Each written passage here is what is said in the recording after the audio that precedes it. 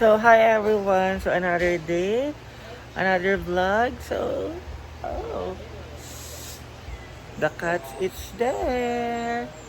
So, saan ka? I'm so late na. Saan punta? Si Gwen. Ay, aalis po siya. Ay, hindi pala. May hawak kasi siyang bag, kaya akala ko aalis siya. And, pain tayo ng tubig, magsasaing na tayo and everything. And I'm going to Laba-Laba. Kaya sa likod ko. Oh, so it's a Wednesday. 7 in the morning. Nag-aantay ng ating mga cats to fed them. And another day. And wait lang, hanap yung stand. Kaya, see you on my next agenda for this day.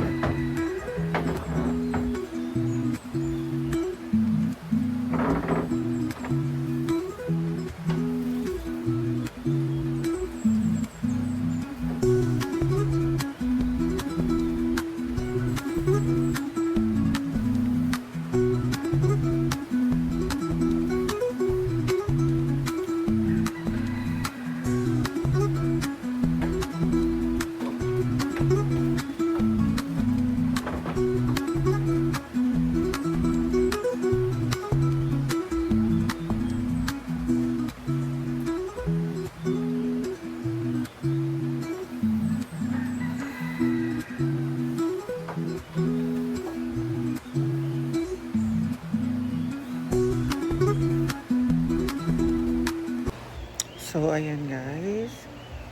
Tapos na ako dito sa loob and maglalabas sana ako.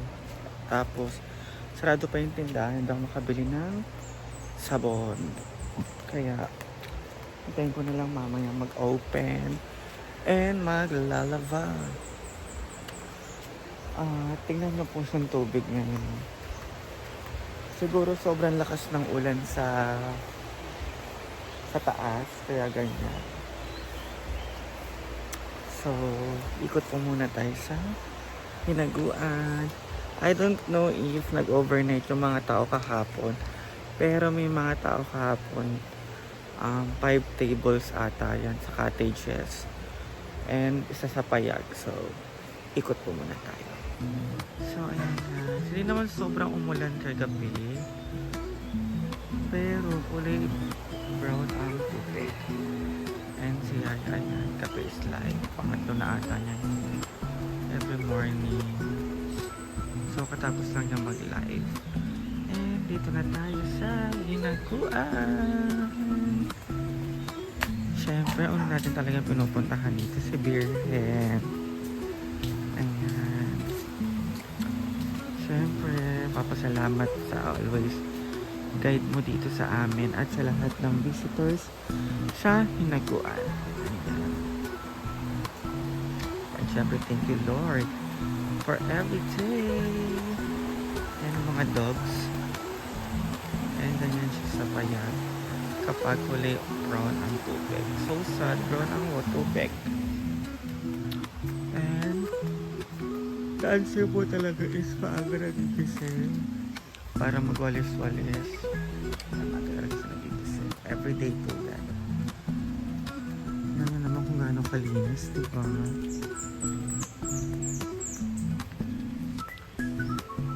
Sobrang linis talaga.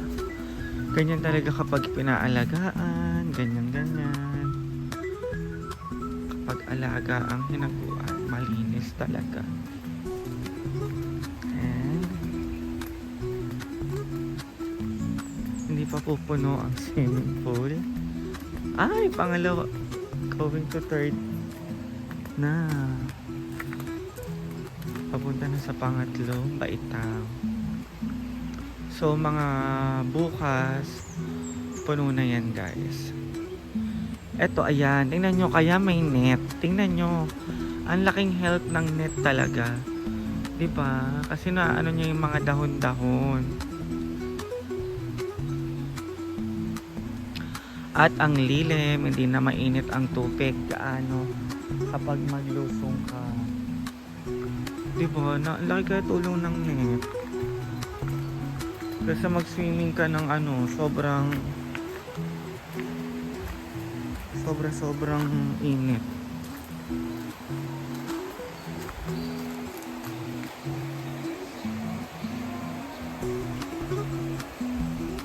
Diba?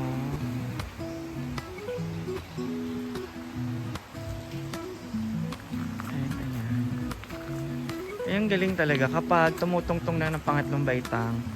Nalalagyan na rin talaga tong mini pool. Kasi kapag wala, kapag hindi na yun yung butas, kapag hindi natatakpan yung butas, diretso lang ang flow ngayon. Pwede nang maglusong-lusong ang mga bagets. Diba?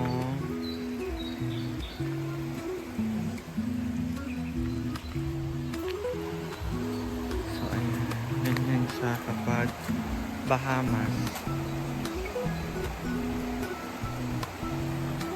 Pero walang char kapag talaga, kapag nakakarinig ka ng agos ng tubig, para nakaka-relax.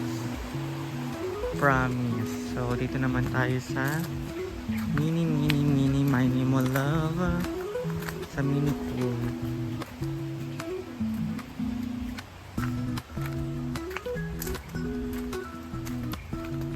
Oh, someone is forget there. Let's call this AirPod. And let's go. It's mini pool area. My favorite place. Tshare!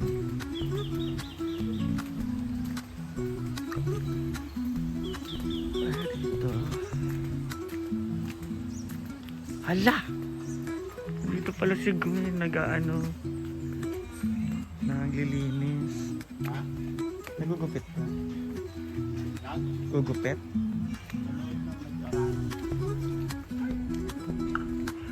Bakit na nag-aararo yata? Yan kasi may nag-aararo. Ayan.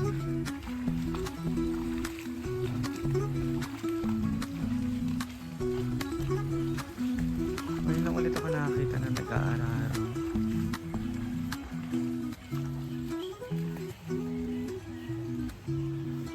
Ayan. Kahit sa mini pool na nakaka-relax.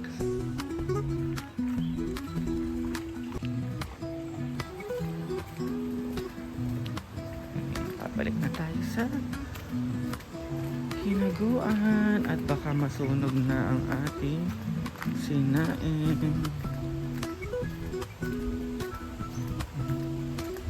Up.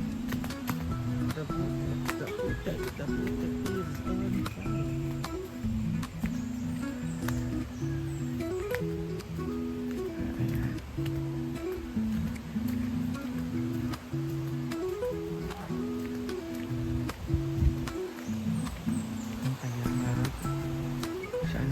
At ang bahay.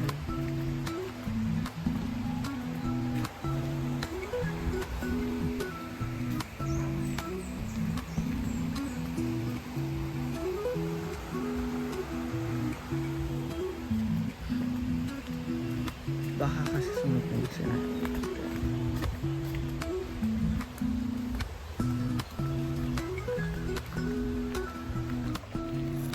It's a brand new day today. Always love, love, love, and good vibes lang po tayo. And thank you so much guys for always watching and supporting me at my YouTube channel. So kahit stress tayo sa ating Facebook account, meron pa tayong YouTube channel and ang daming sumusuporta sa atin.